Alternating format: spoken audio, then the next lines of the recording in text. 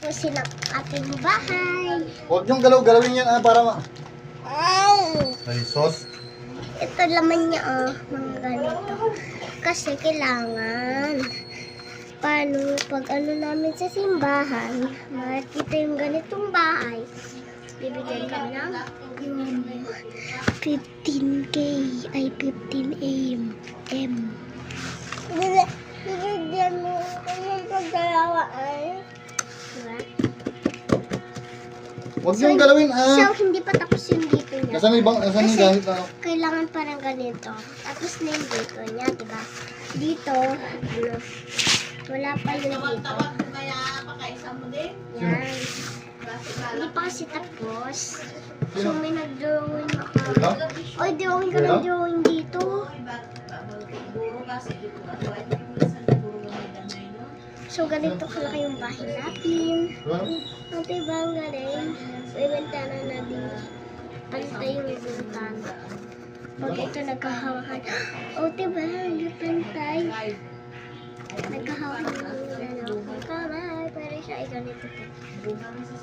Oh. Tapos, ganun. Diba, no? Tatakpan kasi. Diba? Wala yung pala kakita. Sulat ko. Huwag niyong galawin Ako uuwi. Mahirap yan. Ano yan eh? Kailangan pa kasi kulitan. Ay, tulungan ko yung papa ko, guys. Gugupitin natin yung... Ay! So, gugupit tayo dito. Para idikit dyan sa ating maramang...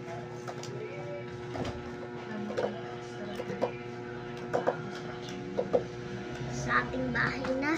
Bahay kubo. So, bahay ito ng Papa Jesus.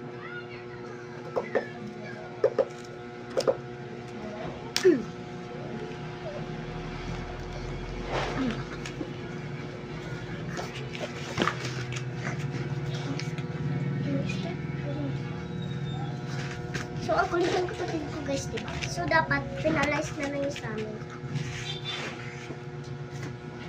Ganda ng bahay ko, diba? Ang cute.